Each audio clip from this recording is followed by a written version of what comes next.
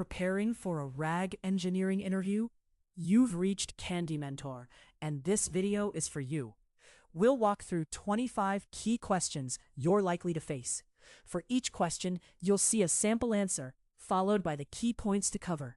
Subscribe, like, and share, and drop a topic request in the comments. Question 1. What is Retrieval-Augmented Generation, and when would you use it instead of fine-tuning? RAG combines retrieval with generation. I fetch relevant external documents, pass them as context to an LLM, and generate a grounded answer. I use it when knowledge changes often, sources must be cited, or training data cannot be embedded into the model. Fine-tuning is better when I need consistent behavior, tone, or task format. In practice, I often combine both. Fine-tune instructions, then use RAG for factual knowledge. While answering, focus on the RAG pipeline: external knowledge retrieval, grounding, freshness, cost, explainability, and cases where fine-tuning is better for behavior, format, or domain style. Question 2. Walk me through the end-to-end architecture of a production RAG system. A production RAG system starts with ingestion. Documents are parsed, cleaned, chunked, embedded, and stored with metadata in a vector database. At query time, I normalize the query, retrieve candidate chunks, optionally apply filters and reranking, then pack the best evidence into a prompt. The LLM generates an answer with citations. Around that core, I add evaluation, observability, access control, caching, and feedback loops to improve quality over time. Make sure to cover ingestion, parsing, chunking, embedding, vector storage, query processing, retrieval, re-ranking, prompt construction, generation, citations, evaluation, monitoring, and feedback loops. Question 3. How do you choose an effective chunking strategy for RAG? Chunking is a retrieval design decision, not just text splitting. I start by preserving natural boundaries like headings, paragraphs, tables, or code blocks. Then I tune chunk size based on the domain. Small chunks improve precision, larger chunks preserve context. I usually add limited overlap to avoid losing references across boundaries. The final choice should be validated with retrieval metrics and human review. Because ideal chunking differs for policies, code, manuals, and support articles. In your answer, talk about semantic boundaries, chunk size, overlap, document structure, retrieval granularity, token budget, embedding model limits, and measuring impact using retrieval and answer quality. Question 4. What are embeddings, and what factors matter when selecting an embedding model? Embeddings convert text into dense vectors where semantic similarity becomes measurable. When selecting a model, I look at domain performance first, not just leaderboard scores.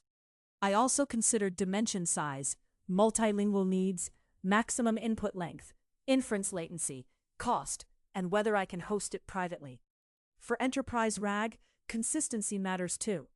Changing embedding models usually requires re-embedding the corpus, so I treat the model choice as an infrastructure decision. Be sure to mention vector representations, semantic similarity, domain fit, multilingual support, dimensionality, latency, cost, context length, benchmark performance, licensing, and compatibility with the vector database. Question 5. How does approximate nearest neighbor search work in vector databases?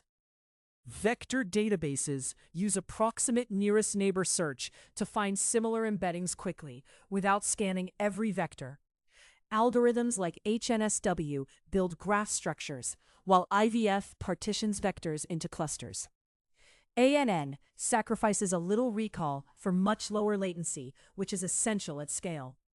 I tune parameters like EF search, probe count, and top K based on quality targets.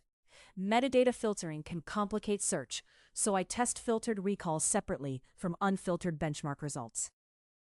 While answering, Cover similarity search, cosine or dot product distance, ANN versus exact search, HNSW or IVF indexes, recall latency trade-offs, index parameters, and filtering implications. Question 6. What is hybrid search, and why is it useful in RAG? Hybrid search combines dense semantic retrieval with sparse keyword search, usually BM25. Dense retrieval handles paraphrases well, while keyword search catches exact terms like product codes, legal clauses, error messages, or acronyms. I often merge results using weighted score fusion or reciprocal rank fusion, then re-rank the combined candidates. Hybrid search is especially strong in enterprise RAG because users mix natural language questions with precise identifiers that embeddings may blur. Make sure to explain dense retrieval, sparse keyword retrieval, BM25, exact term matching, score fusion, domain-specific terminology, query types, and when hybrid beats pure vector search. Question 7. How would you implement re-ranking in a RAG pipeline?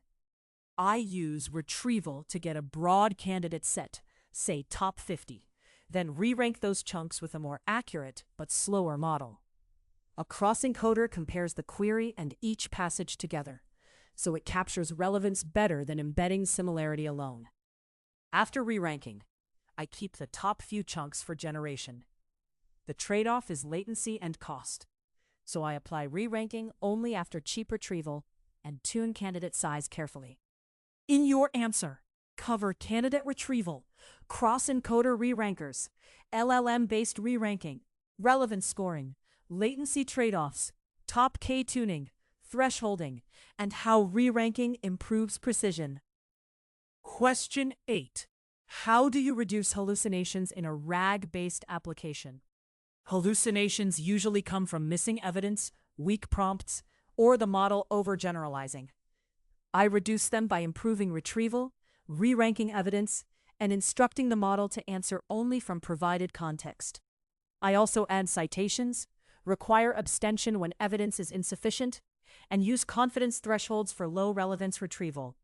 For critical workflows, I validate outputs against source spans or run a second verifier. Good RAG is mostly evidence control, not just prompt engineering.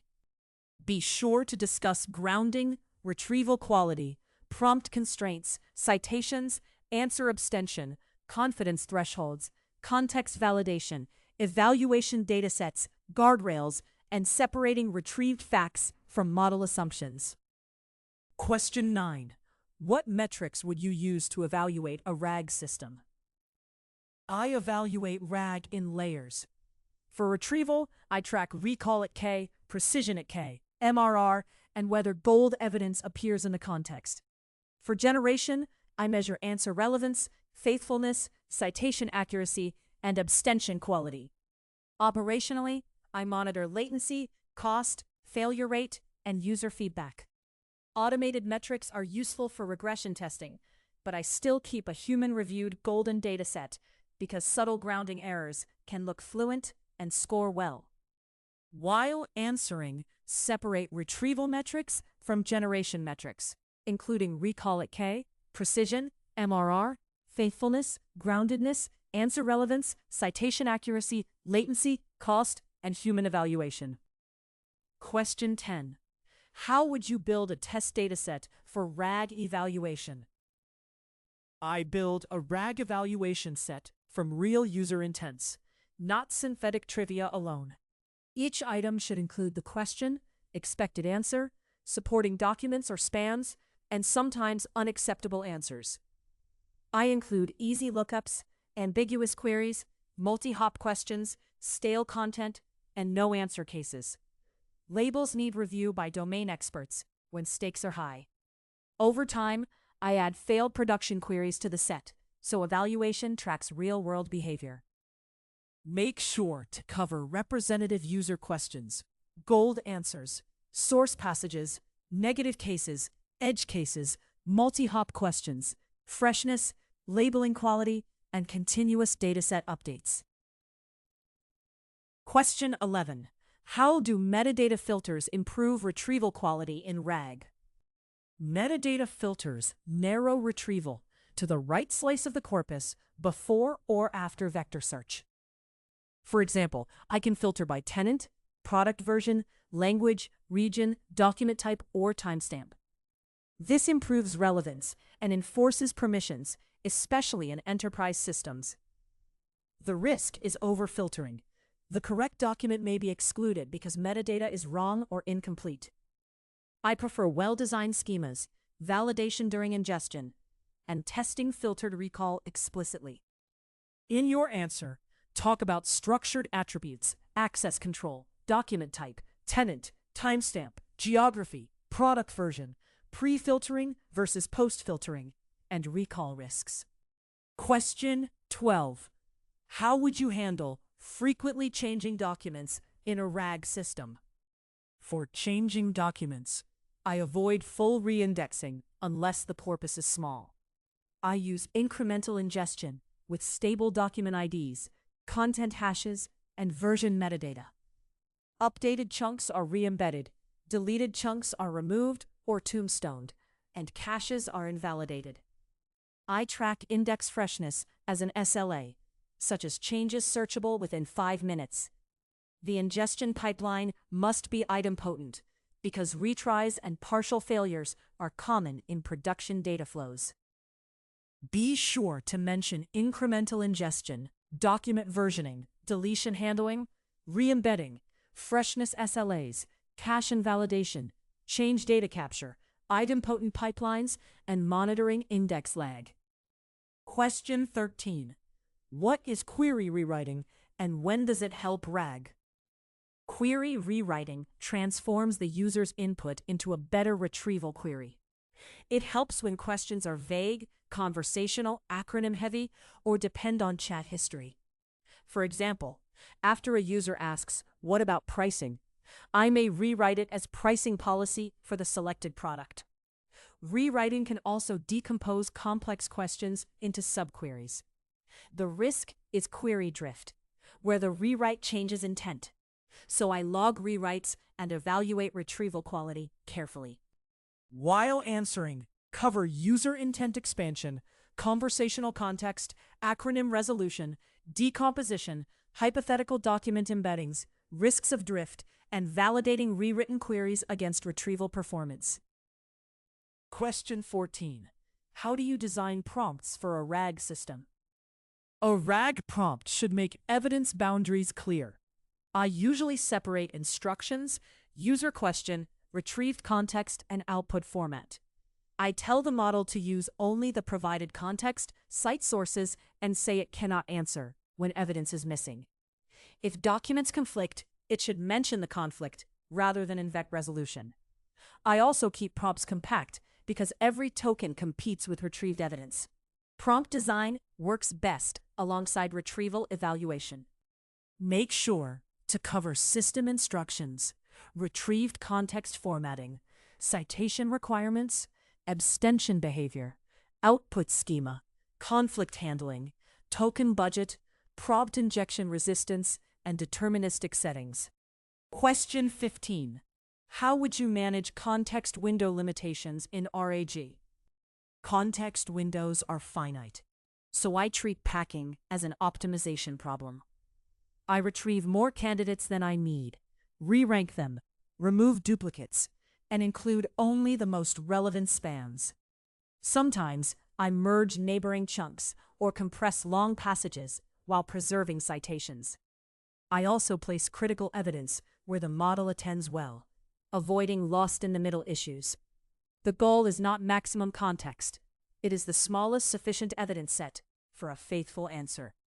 In your answer, discuss top K selection, re-ranking, compression, summarization, deduplication, chunk merging, lost-in-the-middle effects, token budgeting, and prioritizing evidence over verbose instructions. Question 16. How do you implement citations or source attribution in RAG answers? Citations start during ingestion. Every chunk needs stable IDs, source URLs, titles, page numbers, and optional character offsets. At generation time, I pass context with explicit source labels and instruct the model to cite claims. For high accuracy, I validate that cited sources were actually used and contain the answer span. In the UI, I show concise citations with links. Weak citation design creates false trust, so attribution must be tested like any other feature. Be sure to mention chunk IDs, source metadata, span level references, prompt formatting, citation validation, handling summarized evidence, UI display, and avoiding citations to irrelevant retrieved chunks. Question 17. What are common failure modes in RAG systems? Common RAG failures happen across the pipeline. Parsing may drop tables or headers. Chunking may split important context. Retrieval may miss the right evidence, or return semantically similar but wrong passages. The LLM may overstate weak evidence, ignore citations, or combine incompatible sources. Production adds stale indexes, permission leaks, latency spikes, and prompt injection. I debug RAG layer by layer because improving the prompt rarely fixes an ingestion or retrieval problem. While answering, cover poor parsing, bad chunking, embedding mismatch, low recall, irrelevant context, stale data, hallucinated synthesis, prompt injection, access leakage, latency spikes, and evaluation gaps. Question 18. How would you secure a multi-tenant enterprise RAG application? Security starts with strict tenant isolation and document-level access control. Every chunk should carry ACL metadata, and retrieval must enforce permissions before generation, not after the answer is produced. I encrypt data in transit and at rest, log access for audits, and apply least privilege to ingestion and search services. I also guard against prompt injection from documents. For sensitive data, I review model provider retention policies or use private deployments. Make sure to discuss tenant isolation, document-level ACLs, metadata filtering, encryption, audit logs, least privilege, prompt injection defenses, data retention, PII handling, and secure model providers. Question 19. How do you protect a RAG system from prompt injection attacks in retrieved documents? Retrieved documents are untrusted data, not instructions. I'll explicitly delimit them as reference material and tell the model to ignore any commands inside the documents. Tool access should be allow listed and controlled outside the model, not granted because retrieved text requests it. I also sanitize content, detect suspicious instruction patterns, and validate outputs against expected schemas. Prompt injection is never fully solved by wording alone, so I combine prompt hierarchy, sandboxing, and application-level checks. In your answer, cover untrusted retrieved content, instruction hierarchy, context delimiting, allow listed tools, output validation, source sanitization, detection heuristics, and not treating documents as system instructions. Question 20. How would you optimize latency and cost in a RAG pipeline? I optimize RAG by measuring each stage: query rewrite, retrieval, rerank, prompt assembly, and generation. Caching frequent queries and retrieved results helps a lot.